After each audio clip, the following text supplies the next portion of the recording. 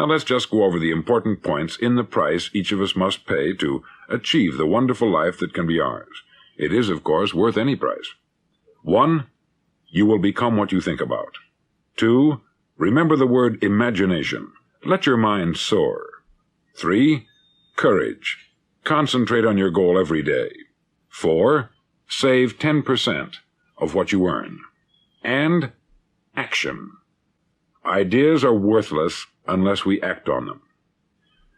Now I'll try to outline the 30-day test I want you to make. Now keep in mind that you have nothing to lose by making this test, and everything you could possibly want to gain.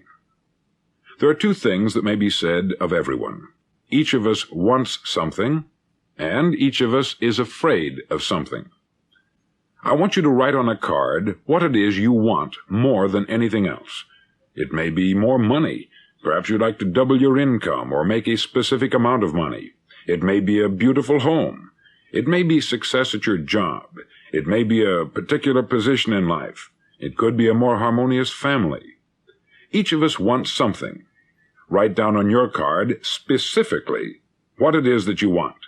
Make sure it's a single goal and clearly defined. You needn't show it to anyone, but carry it with you so that you can look at it several times a day. Think about it in a cheerful, relaxed, positive way each morning when you get up, and immediately you have something to work for, something to get out of bed for, something to live for. Look at it every chance you get during the day and just before going to bed at night.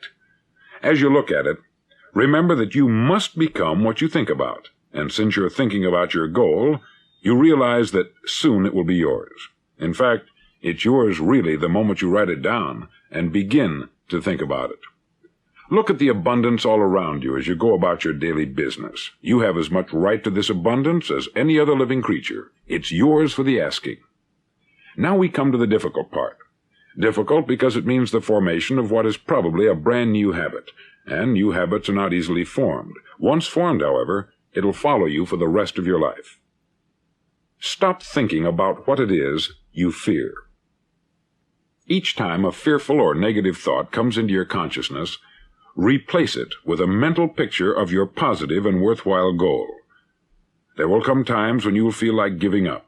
It's easier for a human being to think negatively than positively. That's why only 5% is successful. You must begin now to place yourself in that group. For 30 days you must take control of your mind. It will think only about what you permit it to think. Each day for this 30-day test, do more than you have to do. In addition to maintaining a cheerful, positive outlook, give of yourself more than you've ever done before. Do this knowing that your returns in life must be in direct proportion to what you give. The moment you decide on a goal to work toward, you're immediately a successful person. You're then in that rare and successful category of people who know where they're going. Out of every 100 people, you belong to the top 5. Don't concern yourself too much with how you're going to achieve your goal. Leave that completely to a power greater than yourself.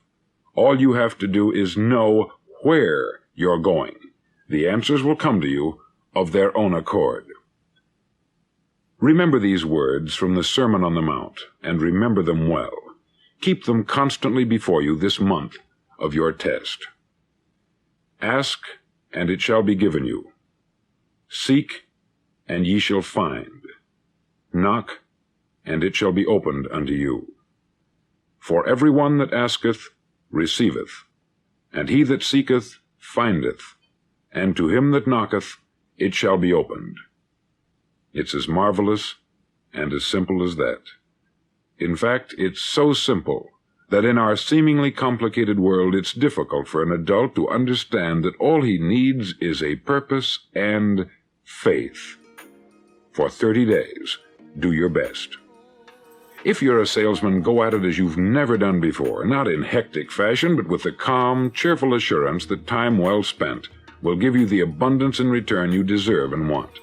If you're a homemaker, devote your 30-day test to complete giving of yourself, without thinking about receiving anything in return, and you will be amazed at the difference it makes in your life. No matter what your job, do it as you've never done it before for 30 days. And if you've kept your goal before you every day, you'll wonder and marvel at this new life you've found. Dorothea Brand, outstanding editor and writer, discovered it for herself and tells about it in her fine book, Wake Up and Live. Her entire philosophy is reduced to the words, act as though it were impossible to fail. She made her own test, with sincerity and faith, and her entire life was changed to one of overwhelming success. Now you make your test for 30 full days. Don't start your test until you've made up your mind to stick with it. You see, by being persistent, you're demonstrating faith. Persistence is simply another word for faith. If you didn't have faith, you would never persist. If you should fail during your first 30 days, by that I mean suddenly find yourself overwhelmed by negative thoughts, you've got to start over again from that point and go 30 more days. Gradually, your new habit will form until you find yourself one of that wonderful minority to whom virtually nothing is impossible. Don't forget the card. It's vitally important as you begin this new way of living. On one side of the card, write your goal, whatever it may be. On the other side, write the words we've quoted from the Sermon on the Mount. Ask, and it shall be given you.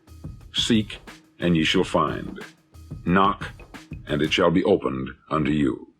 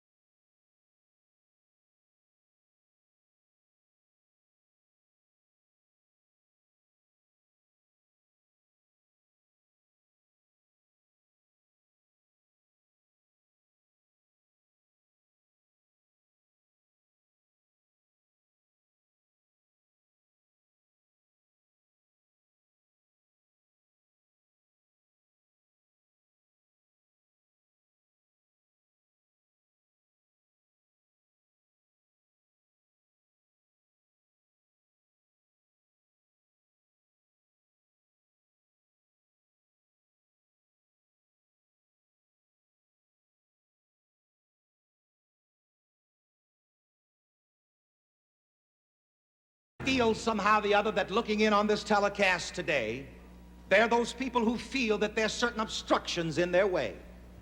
You feel that certain things are hindering you. And I'm going to suggest to you that in order to solve that problem, you simply put aside those thoughts. You simply put aside the belief in obstruction. Because as a man thinks in his heart, so is he. You're never going to get any further in life than your thought about yourself. And as a matter of fact, I usually transliterate that verse of Scripture to read, as a man thinks of himself, so is he.